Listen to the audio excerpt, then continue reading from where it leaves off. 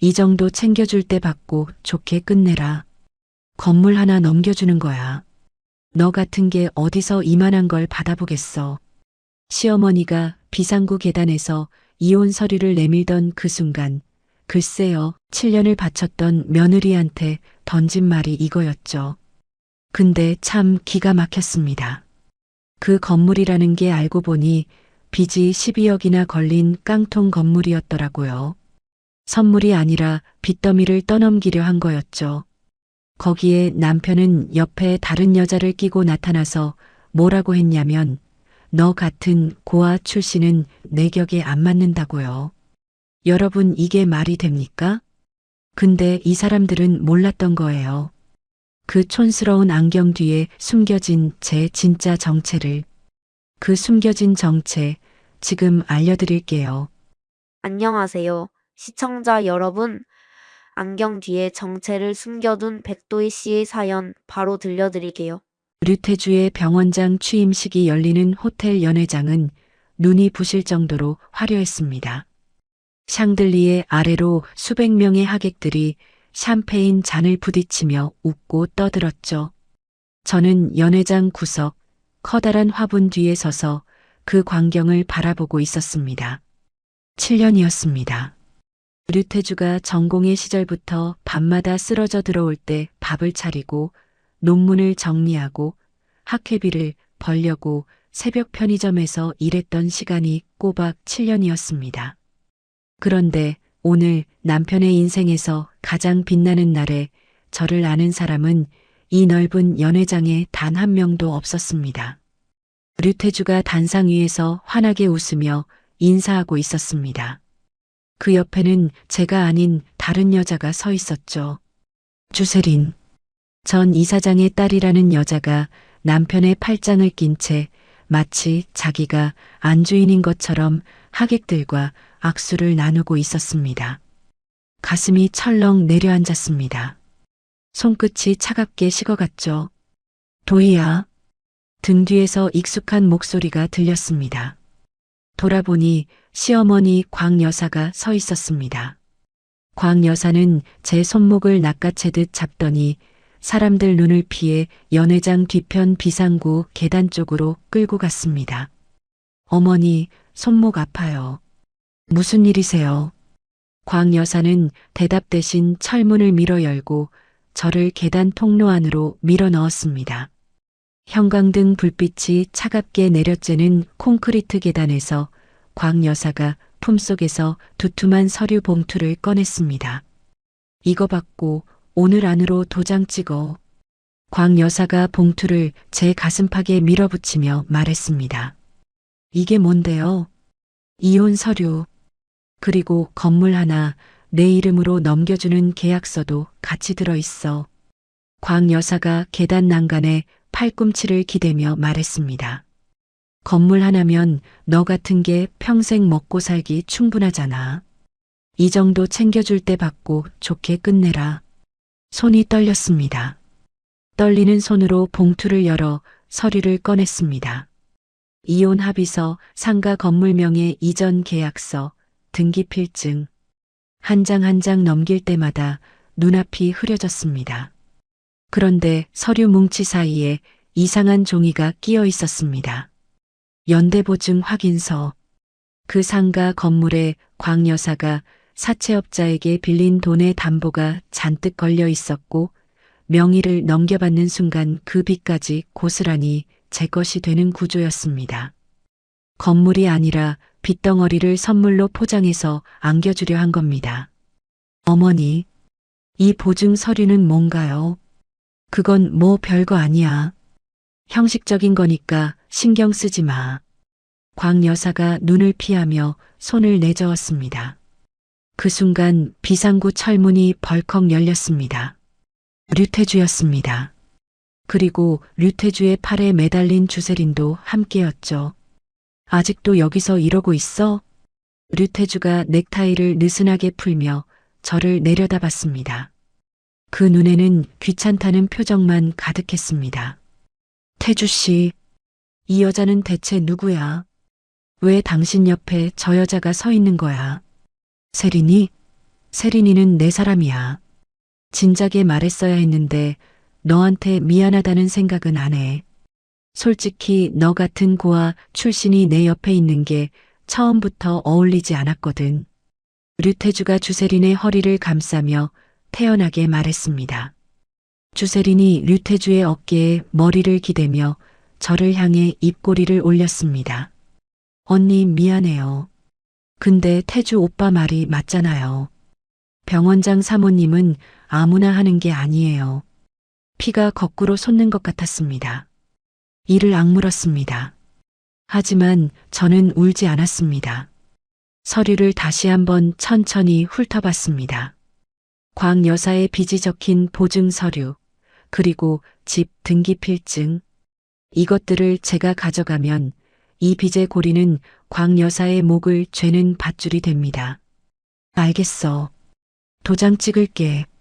제가 고개를 숙이며 말했습니다. 잘 생각했네. 역시 눈치는 있어. 광 여사가 흡족한 표정으로 도장을 내밀었습니다.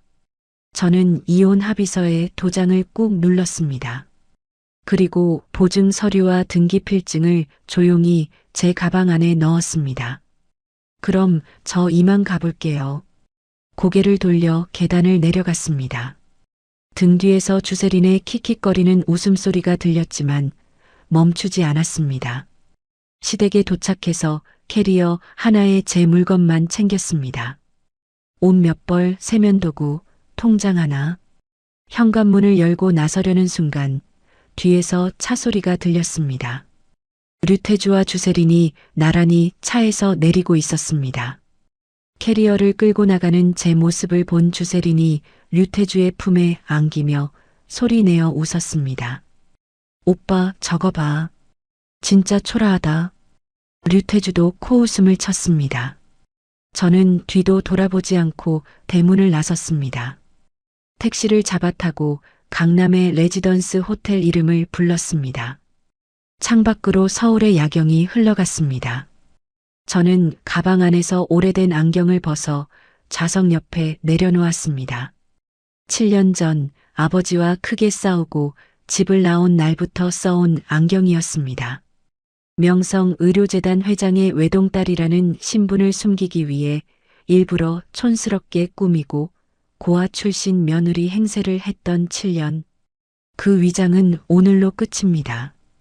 호텔 스위트룸에 들어서자마자 휴대폰을 꺼내 오래전 저장해둔 번호를 눌렀습니다. 서도진 변호사님, 저 백도희예요. 지금 바로 만나야 할 것 같아요. 전화기 너머로 잠깐 침묵이 흘렀습니다. 도희 씨, 드디어 연락했군요. 지금 바로 갑니다. 자정이 넘은 시각, 스위트룸 소파에 마주 앉은 서도진에게 저는 말했습니다. 내일 아침까지 내 신분 복권 절차 끝내줘요. 그리고 류태주 병원 자금줄 전부 끊어요. 하나도 남기지 말고. 서도진이 서류 가방을 열며 고개를 끄덕였습니다. 기다렸습니다. 바로 실행하죠. 다음 날 아침 8시 시댁 앞에 사설 폐기물 수거 트럭 한 대가 멈춰 섰습니다. 광 여사가 현관 앞에 서서 인부들을 향해 손짓하고 있었죠. 저거 다 쓸어 담아. 신발장이고 옷장이고 쓰레기통에 있는 것까지 전부 다. 그년이 손댄 거 하나도 안 남기고 치워. 인부들이 제가 쓰던 가구와 짐들을 거칠게 트럭에 실어 올렸습니다. 책장, 화장대, 이불 보따리까지 길바닥에 내팽개치듯 쏟아부었죠. 광 여사는 그 광경을 팔짱을 끼고 흡족하게 바라보고 있었습니다. 같은 시각 저는 호텔 스위트룸에서 서도진 변호사와 마주 앉아 있었습니다. 테이블 위에는 아버지의 유언장 원본과 재단 지분 증명서가 펼쳐져 있었죠.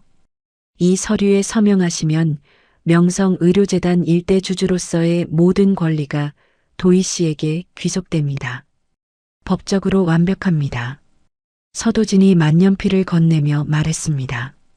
저는 망설임 없이 서명란에 이름을 적었습니다. 7년 만에 제 본래 이름이 제 자리를 되찾는 순간이었습니다. 그리고 하나 더 확인한 게 있어요. 서도진이 노트북 화면을 제 쪽으로 돌렸습니다. 광 여사가 도희 씨에게 넘기려 했던 그 상가 건물, 거기 담보를 잡은 대부업체 있잖아요. 조사해 보니 그 업체 우리 재단의 차명 계열사입니다.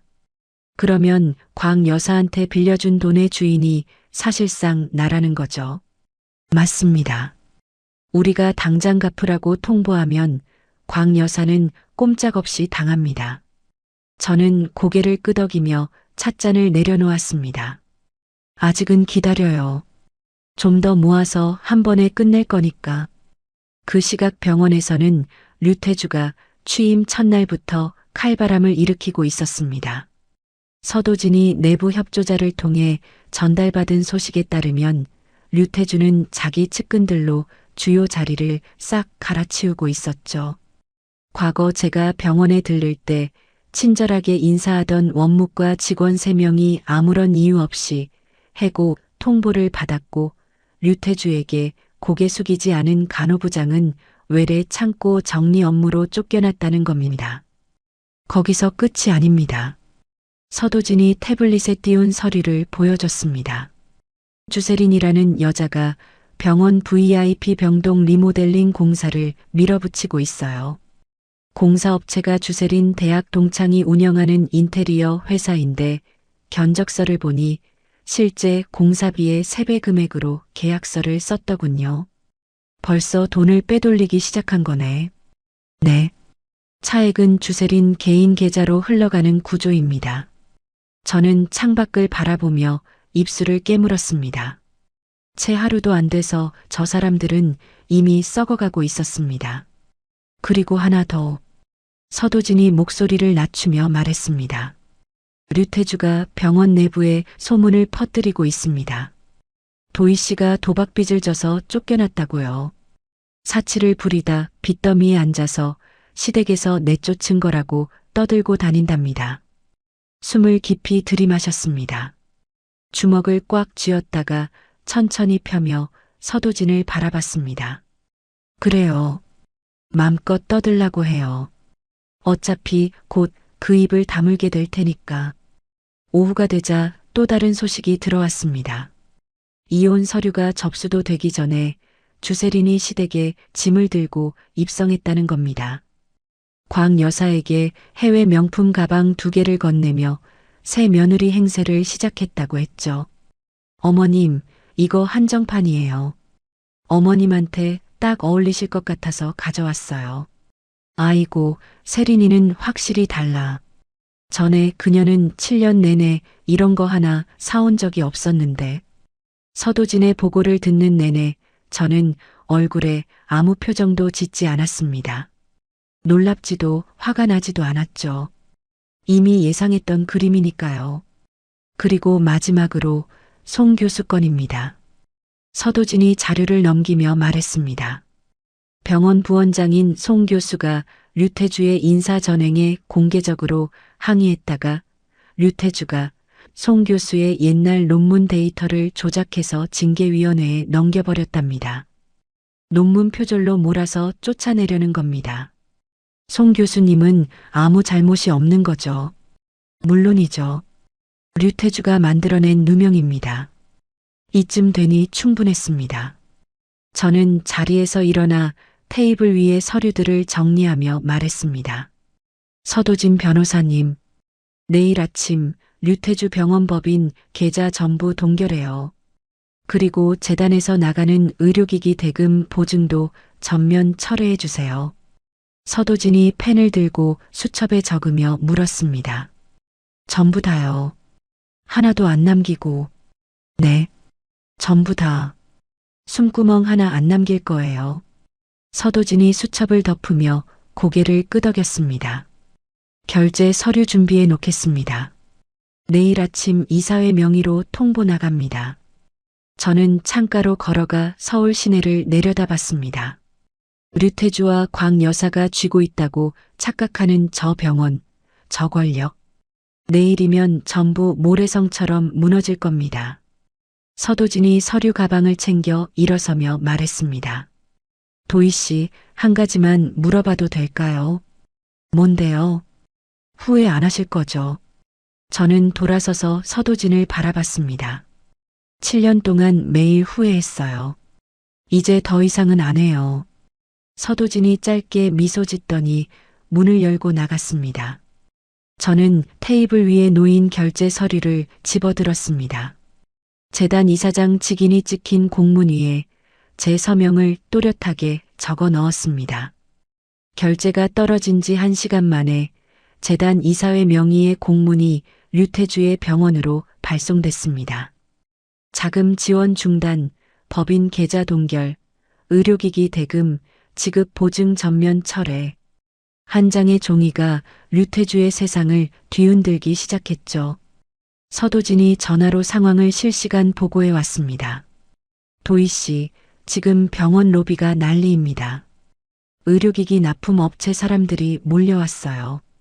제약사 영업사원들까지 합쳐서 20명 넘게 로비에서 소리 지르고 있답니다. 뭐라고 하던가요? 당장 밀린 대금 현금으로 내놓으라고요. 보증이 끊겼다는 소문이 업계에 퍼지니까 너도 나도 달려온 겁니다. 저는 호텔 소파에 기대 앉아 커피를 한 모금 마셨습니다. 입꼬리가 절로 올라갔죠. 그리고 동시에 대부업체 쪽에서도 칼을 뽑았습니다. 광 여사에게 빌려준 돈의 이자가 석 달째 밀려 있었거든요. 제가 지시한 대로 대부업체는 광 여사에게 밀린 돈 전액을 당장 갚으라는 통보를 보냈습니다. 갚지 못하면 연대보증인의 재산을 압류하겠다는 내용이었죠. 연대보증인은 광 여사 본인이었습니다. 제가 이혼 서류와 함께 챙겨 나온 그 보증서, 그게 지금 광 여사의 목을 조르고 있는 겁니다. 오후 2시쯤 서도진에게 또 전화가 왔습니다. 법원 집행관들이 시댁에 들어갔습니다. 집 안가 전 제품이며 가구며 전부 빨간 딱지 붙이고 있어요. 광 여사는요, 거실 바닥에 주저앉아서 집행관한테 매달리고 있답니다. 카드도 다 막혔고 통장도 묶였다고 합니다. 저는 전화기를 귀에 댄 채 창밖을 바라봤습니다. 어제까지 제 물건을 길바닥에 내던지며 웃던 광 여사가 오늘은 자기 집 바닥에 주저앉아 있다는 겁니다. 병원도 마찬가지였습니다. 류태주는 자금줄이 끊기자 재단 본부에 연락하려고 이리저리 뛰어다녔지만 어느 이사도 전화를 받지 않았습니다. 서도진이 미리 손을 써서 류태주의 번호를 전 이사진에게 차단하도록 조치해 둔 겁니다. 고립. 완벽한 고립이었죠. 저녁 무렵 제 휴대폰 화면이 미친 듯이 깜빡이기 시작했습니다. 광 여사였습니다. 1통, 2통, 5통, 10통. 받지 않으면 끊었다가 바로 다시 걸었습니다. 류태주의 문자도 쏟아졌죠. 도희야, 전화 좀 받아. 네가 가져간 서류 때문에 지금 집이 난리가 났다. 지금 장난하는 거야. 당장 그 서류 가지고 와. 제발, 한 번만 만나자. 이러면 다 죽어. 저는 휴대폰을 무음으로 전환하고 테이블 위에 엎어 놓았습니다. 화면이 계속 불이 들어왔다 꺼졌다를 반복했죠. 밤 9시가 넘자 부재중 전화가 40통을 넘겼습니다. 10시에는 55통. 자정 무렵 광 여사의 부재중 전화는 70통을 찍었습니다. 저는 룸서비스로 시킨 와인을 한 잔 따라 마시며 창밖의 야경을 내려다봤습니다. 이 호텔 28층에서 보이는 서울의 불빛이 참 고요했습니다. 그 불빛 아래 어딘가에서 광 여사는 빨간 딱지 붙은 집에서 울부짖고 있겠죠. 류태주는 텅 빈 병원장실에서 머리를 쥐어뜯고 있을 겁니다. 잠깐이지만 속이 시원했습니다. 하지만 아직 끝이 아니었죠. 다음 날 아침 서도진이 호텔로 직접 찾아왔습니다. 손에 서류 가방을 들고 소파에 앉으며 말했습니다. 도희 씨, 재단 감사팀 준비 다 됐습니다. 오늘 바로 병원에 기습 투입할까요? 뭘 가져와야 하죠? 주세린이 밀어붙인 VIP 병동 리모델링 공사 서류 전부, 류태주의 법인 카드 사용 내역, 그리고 행정실 컴퓨터 하드디스크까지 통째로 가져옵니다. 들키면 안 되는데. 서도진이 안경을 고쳤으며 말했습니다. 재단 이사장의 정기 감사 명목이니까 법적으로 아무 문제 없습니다. 거부하면 오히려 류태주 쪽이 불리해지고요. 저는 고개를 끄덕였습니다. 바로 보내요. 서도진이 전화기를 꺼내 짧게 통화했습니다. 출발하세요. 예정대로 진행합니다. 2시간 뒤 감사팀 직원 6명이 병원 행정실에 진입했다는 보고가 들어왔습니다. 행정실 직원들이 막으려 했지만 재단 직인이 찍힌 감사 명령서 앞에서는 손도 쓰지 못했다고 합니다. 저녁 무렵 서도진이 커다란 박스 2개를 들고 호텔 방으로 돌아왔습니다.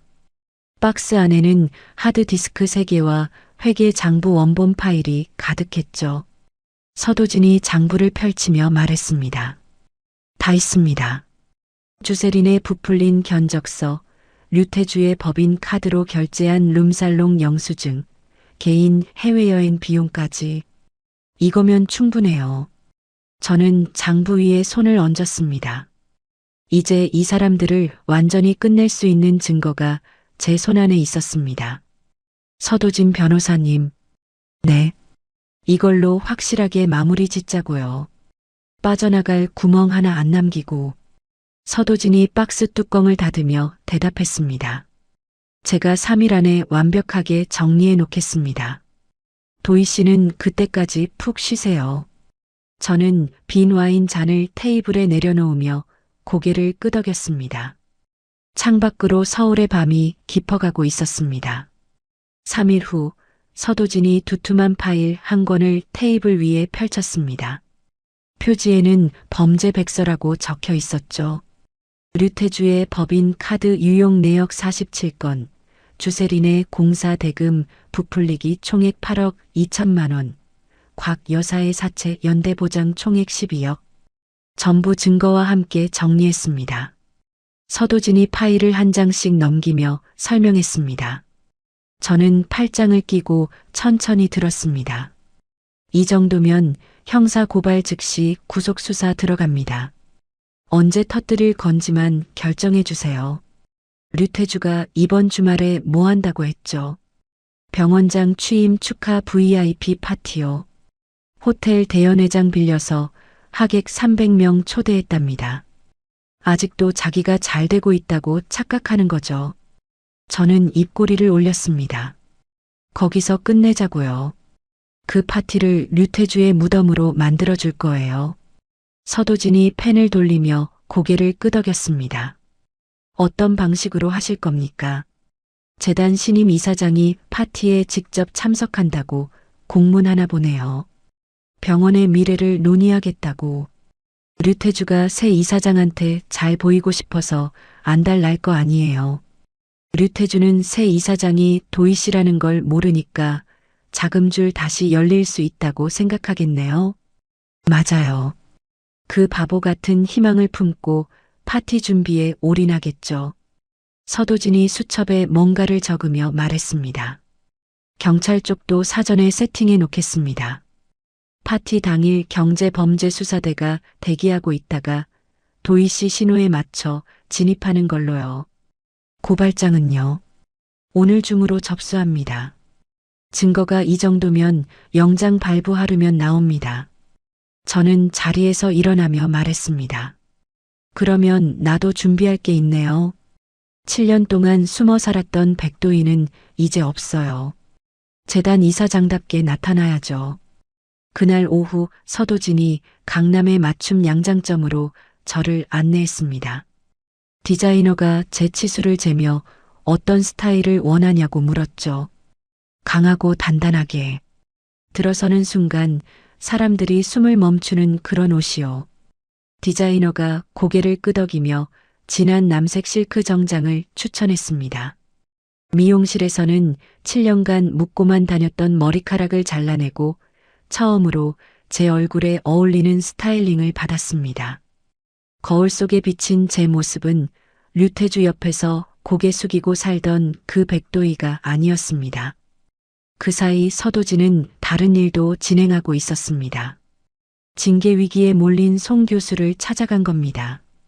저녁에 서도진이 보고했습니다. 송 교수님 만나고 왔습니다. 도희 씨 정체를 밝히니까 처음엔 못 믿으시더라고요. 근데 재단 지분 증명서 보여드리니까 바로 표정이 바뀌셨어요. 뭐라고 하시던가요? 류태주한테 부당하게 쫓겨난 직원들 명단을 직접 정리해서 주셨습니다.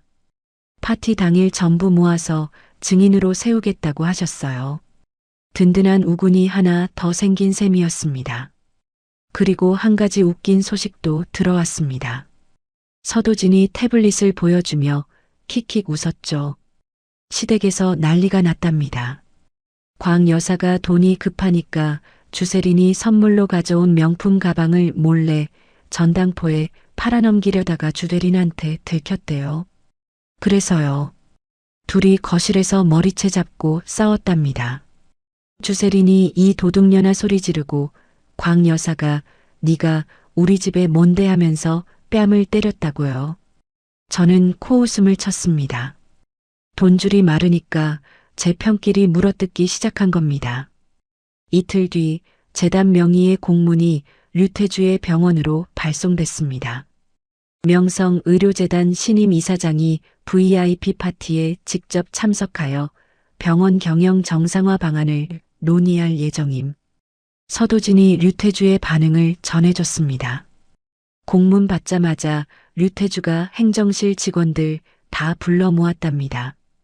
파티 장소 꽃장식 바꾸고 연회장 좌석 배치 새로 하고 본인 양복도 새로 맞추러 갔대요. 새 이사장한테 잘 보이면 돈줄이 다시 열릴 거라고 직원들한테 호언장담했다고요. 불쌍하다는 생각이 들지는 않았습니다. 제가 7년간 불쌍했을 때 한 번도 돌아보지 않은 사람이니까요. 파티 전날 밤 저는 호텔방에서 내일 입을 정장을 옷걸이에 걸어두고 거울 앞에 섰습니다. 서도진에게 전화를 걸었습니다. 다 준비됐죠. 경찰 대기 완료, 증인 섭외 완료, 스크린 자료 세팅 완료. 빠진 거 하나도 없습니다. 수고했어요. 전화를 끊고 침대에 누웠습니다. 내일이면 류태주와 주세린이 가장 화려하게 빛나는 그 순간에 제가 그 빛을 통째로 꺼버릴 겁니다. 저는 눈을 감았습니다. 파티 당일 저녁 7시 호텔 대연회장은 사람들로 가득 찼습니다. 클래식 음악이 흐르고 샹들리에 불빛 아래로 수백 명의 하객이 샴페인을 기울이고 있었죠. 연회장 정면 주빈석에는 류태주와 주세린이 나란히 앉아 있었습니다. 류태주는 새로 맞춘 검은 양복을 입고 환하게 웃으며 하객들과 악수를 나눴고 주세린은 어깨가 드러난 빨간 드레스를 입고 마치 자기가 이 자리의 주인인 양 고개를 빳빳이 세우고 있었습니다. 저는 연회장 밖 복도에서 서도진과 나란히 서 있었습니다. 남색 실크 정장 위로 재단 이사장 직인이 새겨진 명찰을 달았죠. 준비됐습니까? 서도진이 서류 가방을 단단히 쥐며 물었습니다. 당연하죠. 연회장 안에서 사회자의 목소리가 울려 퍼졌습니다. 지금부터 명성의료재단 신임 이사장님을 모시겠습니다. 큰 박수로 맞아주십시오. 메인도어가 양쪽으로 열렸습니다. 저는 어깨를 펴고 레드카펫 위를 걸어 들어갔습니다. 구두굽이 바닥을 찍을 때마다 선명한 소리가 울렸죠. 장내가 조용해졌습니다. 수백 개의 시선이 일제히 저를 향했습니다. 류태주의 얼굴이 보였습니다. 처음에는 호기심 어린 미소를 짓고 있었죠. 그런데 제 얼굴을 알아보는 순간 류태주의 입에서 미소가 싹 사라졌습니다.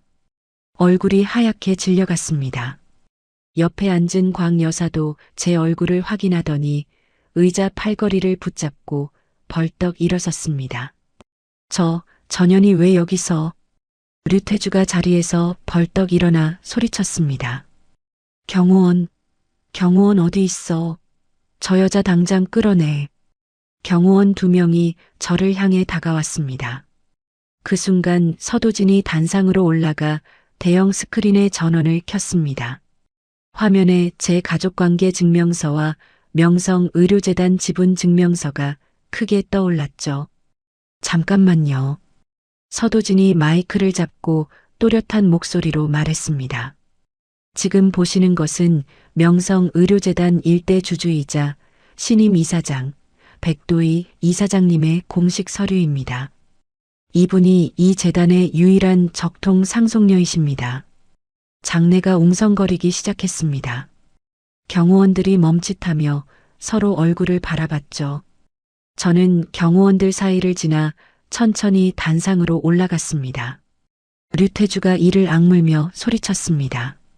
거짓말이야. 전현은 고아 출신이라고. 집안도 없는 년이 무슨 재단 이사장이야. 저는 단상 위에서 류태주를 내려다보며 마이크를 잡았습니다. 류태주 씨, 7년 동안 같이 살면서 내가 누군지도 몰랐어? 그게 내 실력이야? 류태주의 얼굴이 벌겋게 달아올랐습니다.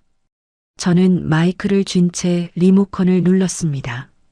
스크린 화면이 바뀌었죠. 여기 보이는 건 류태주 병원장이 법인 카드로 결제한 내역입니다. 유흥업소 23회, 해외 개인 여행 5회, 명품 시계 구매 3회. 전부 병원 돈으로요. 하객들 사이에서 탄식이 터져나왔습니다.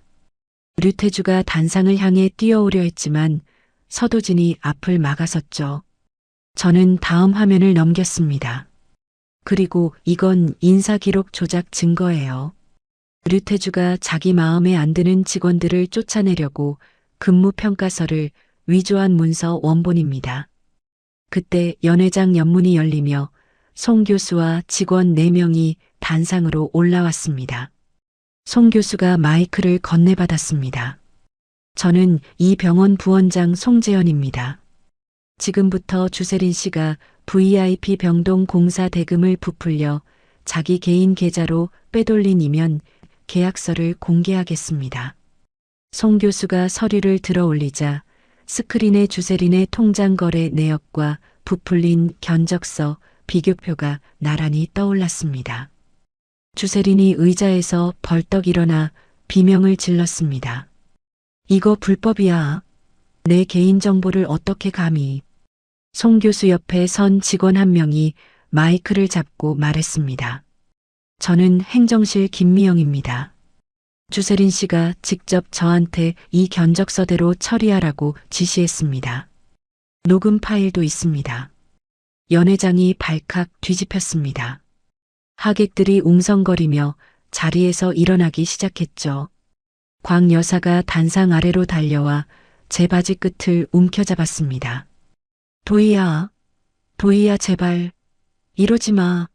내가 잘못했어. 내가 잘못했다고. 광 여사의 2 눈에서 눈물이 쏟아졌습니다.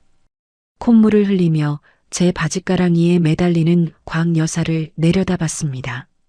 저는 가방에서 연대보증 서류 원본을 꺼내 광 여사의 품에 던졌습니다. 어머니가 저한테 선물이라고 준 거잖아요. 돌려드릴게요. 그 빚 어머니 거니까요. 광 여사가 바닥에 떨어진 서류를 붙잡고 오열했습니다. 저는 다시 마이크를 잡고 말했습니다. 재단 이사장의 권한으로 통보합니다. 류태주는 이 시각부로 병원장직에서 파면입니다. 병원 출입도 영구히 금지합니다. 류태주가 부들부들 떨며 소리쳤습니다. 너 인연이 감히. 내가 이 병원을 만들었어. 네가 뭔데? 그 순간 연회장 정문이 벌컥 열렸습니다. 검은 점퍼를 입은 형사 5명이 빠른 걸음으로 들어왔죠. 류태주 씨, 주세린 씨. 업무상 배임 및 횡령 혐의로 체포합니다. 함께 가시죠. 형사가 류태주의 팔을 잡고 뒤로 돌려 수갑을 채웠습니다. 주세린에게도 수갑이 채워졌죠. 주세린이 끌려가면서 악을 썼습니다. 이렇게 안 끝나? 우리 아빠가 누군지 알아? 우리 아빠 인맥이면 너 따위 금방 끝장낼 수 있어. 저는 끌려가는 주세린의 등을 묵묵히 바라봤습니다. 연회장에 남은 수백 명의 하객들이 숨죽인 채 그 광경을 지켜보고 있었죠. 서도진이 제 옆으로 다가와 작은 목소리로 말했습니다. 끝났습니다. 저는 고개를 저었습니다. 아직이에요. 주세린이 아버지를 들먹였잖아요. 끝난 게 아니에요. 일주일 뒤 서도진에게서 전화가 왔습니다. 도희 씨, 류태주와 주세린이 불구속으로 풀려났습니다. 예상했어요. 주세린 아버지가 손을 쓴 거죠. 맞습니다. 전 이사장 인맥이 아직 살아있어요. 그리고 벌써 움직이기 시작했습니다. 서도진이 호텔 스위트룸에 도착해 노트북을 펼쳤습니다. 화면에는 병원 내부 게시판 캡처가 띄워져 있었죠. 류태주가 진료 과장들을 협박하고 있습니다. 과거에 제약회사한테 뒷돈 받은 장부를 쥐고 있거든요. 그걸 가지고 파업에 동참하지 않으면 검찰에 넘기겠다고요. 의사들이 따르고 있어요. 어쩔 수 없이 따르는 겁니다. 오늘 아침부터 진료과장 12명이 집단 사직서를 냈어요. 진료실이 텅 비었습니다. 저는 입술을 깨물었습니다. 병원에 진료받으러 온 환자들은 아무 죄가 없는데 류태주가 그 사람들을 볼모로 잡은 겁니다. 병원 로비가 지금 아수라장이랍니다. 환자 보호자들이 접수 창구에서 울면서 항의하고 있고 응급실만 간신히 돌아가는 상태예요. 비열한 놈. 서도진이 다음 화면을 넘겼습니다. 그것만이 아닙니다. 주세린이 법원에 소송을 걸었어요. 도희 씨 상속 서류에 문제가 있다면서 이사장 직무를 정지시켜 달라는 겁니다. 의료 파업이 도희 씨의 독단적 경영 때문에 벌어진 거라고 주장하고 있어요. 터무니없는 소리잖아요. 법적으로 근거가 약한 건 맞지만 문제는 여론입니다. 서도진이 태블릿을 건넸습니다. 의학 관련 대형 인터넷 게시판에 글이 수십 개 올라와 있었죠. 낙하산 이사장의 횡포로 의료진이 병원을 떠나고 있다. 환자를 볼모로 잡는 비전문가 경영의 폐해. 전부 비슷한 논조의 글이었습니다. 류태주가 조직적으로 올린 글입니다. 의사들 사이에 동정 여론을 만들려는 거죠. 저는 태블릿을 테이블에 내려놓았습니다. 재단 내부는요. 서도진의 표정이 어두워졌습니다. 보수적인 원로 이사 3명이 긴급 이사회를 소집하겠다고 통보해 왔습니다. 의료 파업 책임을 도희 씨에게 물어서 이사장직을 박탈하는 안건을 올리겠다고요. 내 편이었던 사람들이 돌아선 거예요. 파업이 길어지면 병원이 망하니까 책임질 사람을 찾는 겁니다. 류태주가 노린 게 정확히 이거예요. 그날 저녁 류태주에게서 직접 전화가 왔습니다. 저는 받았습니다. 뭐야? 도희야? 나야. 류태주의 목소리가 전화기 너머로 들려왔습니다. 일주일 전 수갑 차고 끌려가던 사람 목소리치고는 지나치게 여유로웠죠. 가처분 소송 취하해 줄까? 파업도 내가 한마디면 끝나. 대신 내 병원장 자리 돌려주고 재단 지분 반 나눠. 그러면 서로 좋게 끝나는 거 아니야. 류태주, 너 지금 나한테 거래를 제안하는 거야. 거래라고 생각하지 마. 네가 이기려면 나도 이길 수 있게 해줘야 해. 안 그러면 병원 환자들 다 죽어. 그것도 내 책임이야. 전화를 끊었습니다. 손이 떨렸지만 분노 때문이 아니었습니다. 류태주가 환자들을 방패로 쓰고 있다는 사실이 메스꺼웠죠. 그리고 다음 날 아침 더 나쁜 소식이 왔습니다. 주세린 아버지가 검찰 쪽에 손을 썼습니다. 도희 씨 상속 지분 이전 과정에 세금 문제가 있는지 내사를 시작했대요. 서도진이 이 말을 짚으며 말했습니다. 검찰까지. 부패한 간부 한 명이 움직이는 겁니다. 법적으로 문제될 건 없지만 내사가 진행되는 동안 이사회에서 도희 씨 입지가 더 좁아집니다. 사방에서 벽이 좁혀오는 느낌이었습니다. 하지만 저는 의자 등받이에 몸을 기대며 눈을 감았습니다. 깊게 숨을 들이마시고 내쉬었죠. 서도진 변호사님. 네. 류태주가 의사들을 협박한 증거 찾을 수 있어요. 녹취록 같은 거 말씀이세요. 류태주가 리베이트 장부를 가지고 협박했다면 그 장부 원본이 어딘가에 있을 거예요.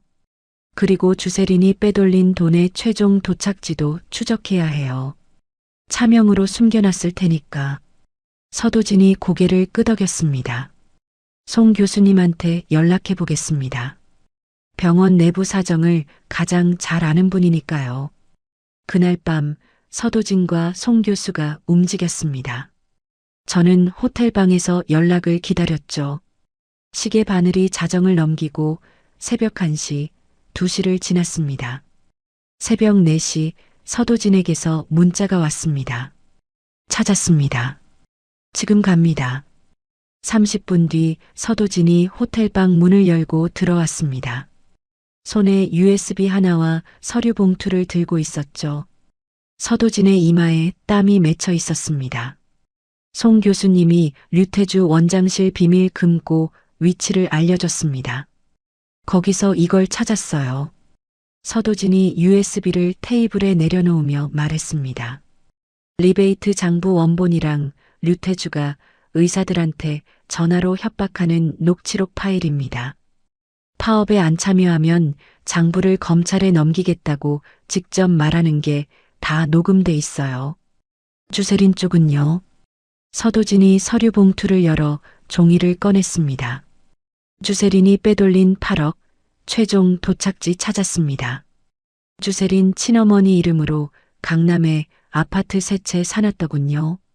등기부등본 다 떼왔습니다. 저는 USB와 서류를 번갈아 바라봤습니다. 이걸로 끝낼 수 있습니다. 긴급 이사회가 언제죠? 모레 아침 10시요. 그 자리에서 전부 터뜨릴 거예요. 한 방에. 서도진이 지친 얼굴로 미소를 지었습니다. 알겠습니다. 준비해 놓죠. 긴급 이사회 당일 아침 회의장 앞 복도에서 류태주와 주세린의 목소리가 들렸습니다. 저는 회의장 뒷문 쪽 대기실에서 서도진과 함께 모니터를 통해 그 모습을 지켜보고 있었죠. 류태주가 양복 소매를 매만지며 주세린에게 말했습니다. 오늘 끝이야. 저 원로 이사들이 백도의 직무정지 안건 올리는 순간 나는 다시 병원장 자리로 돌아가는 거야. 주세린이 류태주의 넥타이를 매만지며 웃었습니다. 오빠 다 끝나면 우리 해외여행 가자. 이번에는 제대로. 당연하지. 이번 주 안에 다 정리되면 바로 떠나자. 둘은 기고만장한 표정으로 회의장 문을 열고 들어갔습니다. 원로 이사 3명과 악수를 나누며 자리에 앉는 모습이 보였죠. 서도진이 시계를 확인하며 말했습니다. 10시 정각에 시작합니다. 원로 이사가 안건 발의하려는 타이밍에 들어가시면 됩니다. 경찰은요. 건물 밖에 대기 중입니다. 제 신호 한 번이면 3분 안에 회의장 진입합니다. 저는 고개를 끄덕이고 자리에서 일어났습니다. 정장 깃을 바로잡고 서류철을 손에 쥐었죠. 모니터 속 회의장에서 원로 이사 중 한 명이 기침을 하며 입을 열었습니다. 그러면 지금부터 긴급 안건을 상정하겠습니다. 현 이사장의 경영 능력 부재로 인한 의료 파업 사태의 책임을 물어 이사장 직무 정지를. 저는 뒷문을 밀고 회의장 안으로 걸어 들어갔습니다. 구두 소리가 조용한 회의장에 울렸죠. 원로 이사의 말이 뚝 끊겼습니다. 류태주가 고개를 돌려 저를 봤습니다. 입꼬리가 비틀리며 비웃음을 지었죠. 왔네. 마지막 얼굴 비추러 온 거야. 오늘 여기서 잘리는 거 알지? 저는 대답하지 않고 회의 테이블 정면으로 걸어갔습니다. 손에 들고 있던 두꺼운 서류철을 테이블 위에 탁 내려놓았습니다. 종이 뭉치가 쏟아지며 테이블 위로 흩어졌죠. 이게 뭐야? 원로 이사가 눈을 가늘게 뜨며 서류를 집어들었습니다. 저는 서도진에게 눈짓했습니다. 서도진이 회의장 한쪽 벽에 설치된 스피커 시스템의 전원을 켰죠. 녹취록이 흘러나왔습니다. 송 교수, 김 과장, 박 과장, 너희들 리베이트 받은 거 장부에 다 있어. 이번 주 금요일까지 사직서 안 내면 이거 그대로 검찰에 넘긴다. 알아들었어. 류태주의 목소리였습니다. 회의장이 순간 얼어붙었죠. 류태주의 얼굴에서 핏기가 빠져나갔습니다. 의자 팔걸이를 붙잡고 벌떡 일어서며 소리쳤습니다. 이거 조작이야. 내 목소리 합성한 거라고. 저는 류태주를 똑바로 바라보며 말했습니다. 류태주 씨, 이 녹취록은 당신 원장실 금고에서 나온 거예요. 당신이 직접 녹음해서 보관한 거잖아. 조작이면 왜 당신 금고에 있었을까요? 류태주의 입이 벌어졌다 닫혔습니다. 아무 말도 나오지 않는 거죠. 원로 이사들의 표정이 바뀌고 있었습니다. 안건을 발의하려던 이사가 서류를 읽으며 이마를 짚었죠. 이게 사실이면 의료 파업이 이사장 책임이 아니라 류태주 씨의 협박 때문이었다는 건가? 저는 고개를 끄덕이며 리모컨을 눌렀습니다. 회의장 벽면 스크린에 새로운 화면이 떠올랐죠. 그리고 이건 주세린 씨가 병원에서 빼돌린 돈의 최종 도착지입니다. 주세린 씨 친어머니 이름으로 강남에 아파트 3채, 총 매입가 27억. 전부 병원 공금으로 산 겁니다. 화면에 등기부등본과 자금 이동 내역이 선명하게 떠올랐습니다. 주세린이 자리에서 벌떡 일어나 소리쳤습니다. 그건 해외 투자금이야. 내가 개인적으로 투자한 돈이라고. 송 교수가 회의장 옆문을 열고 들어오며 서류를 들어 올렸습니다. 제가 직접 자금 흐름을 추적했습니다. 병원법인 계좌에서 주세린 씨 개인 계좌로 다시 친어머니 계좌로 이동한 기록이 전부 여기 있습니다. 해외 투자는 어디에도 없어요. 주세린의 얼굴이 새하얗게 질렸습니다. 류태주를 붙잡으며 떨리는 목소리로 말했죠. 오빠 뭐라고 해? 가만히 있지 말고. 류태주는 아무 말 없이 바닥만 내려다보고 있었습니다. 서도진이 회의장 정면으로 걸어 나와 서류 한 장을 테이블 위에 올렸습니다. 추가로 보고드립니다. 주세린 측이 도의 이사장님 상속건에 대해 검찰 내사를 사주한 건에 대해 오늘 아침 고위공직자범죄수사처에 검찰 간부와 주세린 측의 유착관계를 고발했습니다. 해당 내사는 무효화 절차에 들어갔습니다. 원로 이사들이 서로 얼굴을 바라봤습니다. 안건을 발의하려던 이사가 천천히 서류를 내려놓으며 입을 열었죠. 직무정지 안건 폐기합니다. 더 이상 논의할 필요가 없습니다. 다른 이사들도 고개를 끄덕였습니다. 오히려 류태주 씨와 주세린 씨에 대한 민형사상 대응을 재단 차원에서 강력히 추진해야 합니다. 만장일치로 의결합니다. 류태주가 떨리는 목소리로 중얼거렸습니다. 이럴 수는 없어. 이렇게 끝날 수는 없다고. 그 순간 회의장 문이 열렸습니다. 검은 점퍼를 입은 형사 4명이 빠르게 걸어 들어왔죠. 류태주 씨, 주세린 씨. 의료법 위반 강요죄 및 재산 은닉 혐의로 긴급 체포합니다. 형사가 류태주의 양팔을 뒤로 잡아 수갑을 채웠습니다. 주세린도 양손이 뒤로 묶였죠. 주세린이 바닥에 주저앉으며 울음을 터뜨렸습니다.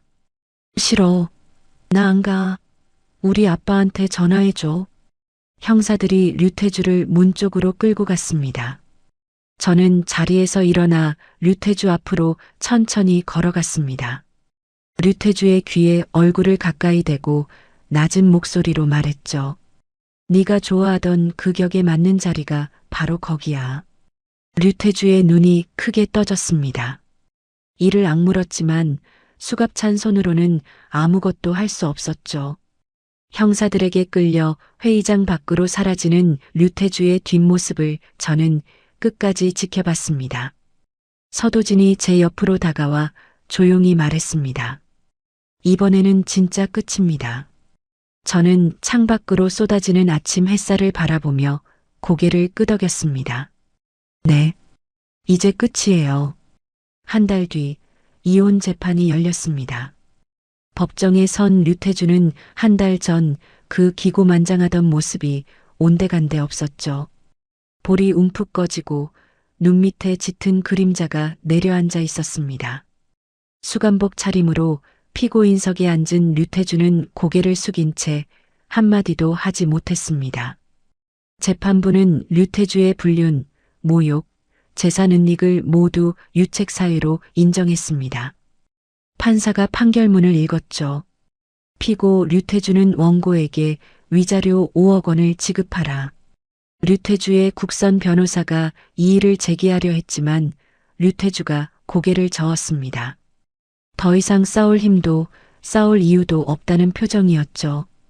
법정을 나서며 저는 뒤를 돌아보지 않았습니다. 7년이라는 시간에 마침표를 찍은 겁니다. 이혼 재판이 끝나고 2주 뒤 형사 재판이 열렸습니다. 류태주는 업무상 배임, 횡령, 의료법 위반 강요죄로 징역 7년을 선고받았습니다. 주세리는 횡령과 재산 은닉 혐의로 징역 5년이었죠. 판결이 내려지는 순간 주세린이 방청석을 향해 소리쳤습니다. 아빠, 아빠 나 좀 꺼내줘. 아빠. 하지만 방청석에 주세린의 아버지는 없었습니다. 자기 딸의 범죄가 백일화에 드러나자 전 이사장은 주세린과의 연을 끊어버렸다는 소식을 서도진이 전해줬었죠. 류태주는 감방에 수감됐습니다. 서도진이 전해준 소식에 따르면 한때 병원장이었다는 사실을 안다른 수감자들이 류태주를 놀리며 온갖 굳은 일을 시킨다고 했습니다. 류태주가 복도를 지날 때마다 수감자들이 외쳤다죠.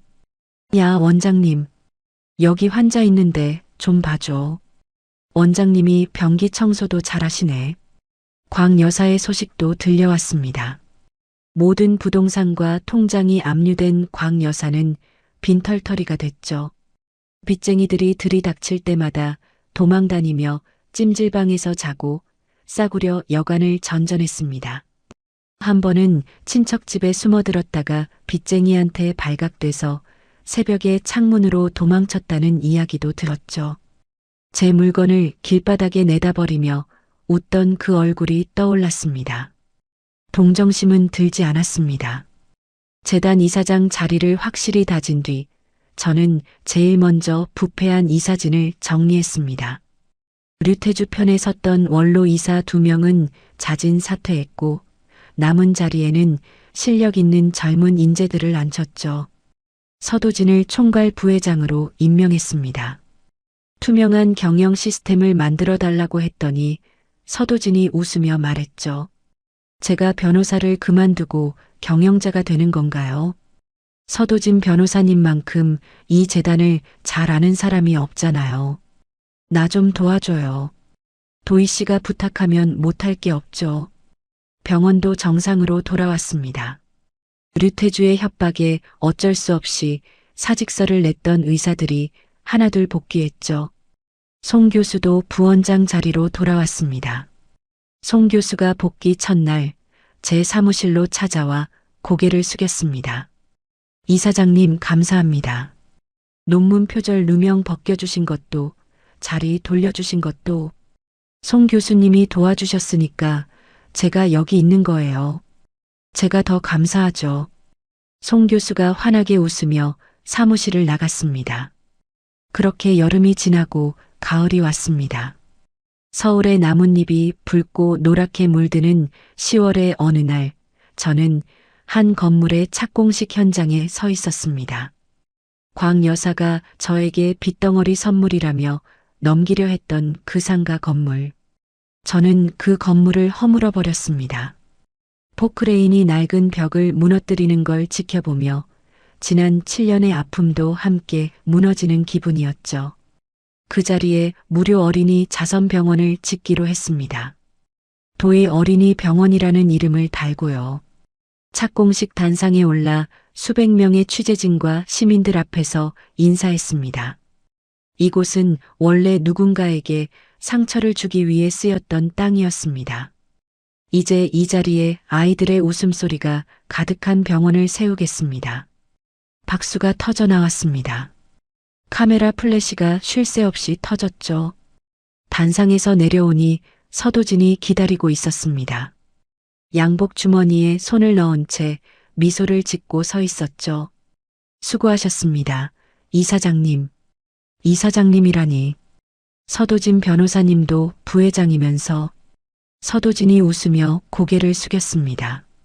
행사가 끝나고 사람들이 빠져나간 뒤 저는 공사 현장 한쪽 벤치에 앉아 노을을 바라보고 있었습니다. 서도진이 옆에 와서 앉았죠. 한참 동안 아무 말 없이 노을빛을 함께 보다가 서도진이 양복 안주머니에서 작은 상자 하나를 꺼냈습니다. 도희 씨, 상자를 열자 반지 하나가 놓여 있었습니다. 화려하지 않고 단정한 서도진 같은 반지였죠. 처음 만났을 때부터 지금까지 항상 도희 씨 옆에 있고 싶었습니다. 앞으로도 그래도 될까요? 가슴이 뜨거워졌습니다. 눈시울이 붉어지는 걸 느꼈죠. 하지만 이번에는 슬퍼서가 아니었습니다. 저는 서도진의 손을 두 손으로 감싸며 고개를 끄덕였습니다. 그래요. 앞으로도 옆에 있어줘요. 서도진이 조심스럽게 제 손가락에 반지를 끼워줬습니다. 노을빛이 반지 위에 따뜻하게 내려앉았죠. 7년 동안 남의 그림자로 살았던 백도희는 이제 없습니다. 류태주의 아내도 광 여사의 며느리도 누군가의 꼭두각시도 아닌 제 이름으로 제 힘으로 서 있는 명성의료재단 이사장 백도희. 그게 지금의 저입니다. 여러분, 오늘 백도희 씨의 기가 막히고 어이없는 이야기 어떻게 들으셨나요? 백도희 씨가 되찾은 게 과연 재단이나 돈이었을까요? 저는 아니라고 봅니다. 고아라는 말 한마디에 고개를 숙여야 했던 그 수치심, 내가 나로서 존재하지 못했던 그 시간들. 백도희 씨가 진짜 되찾은 건 짓밟혔던 자기 자신이었다고 생각합니다. 이혼 서류에 도장을 찍는 그 순간, 남의 아내가 아닌 내 이름으로 다시 서겠다고 결심한 거니까요. 혹시 지금 이 이야기를 들으시면서 가슴이 미어지는 분이 계실지도 모르겠습니다. 누군가에게 함부로 대우받으면서도 참아야 했던 한설인 세월이 떠오르신 분도 계실 거예요. 그런 분들께 이 말씀 드리고 싶습니다. 늦은 때란 없더라고요. 백도희 씨도 7년을 참았지만 결국 자기 발로 일어섰잖아요. 여러분의 인생에도 반드시 그런 날이 옵니다. 이야기를 끝까지 들어주신 분이 계시다면 오늘 이야기에 대한 생각을 댓글 하나만 남겨주세요.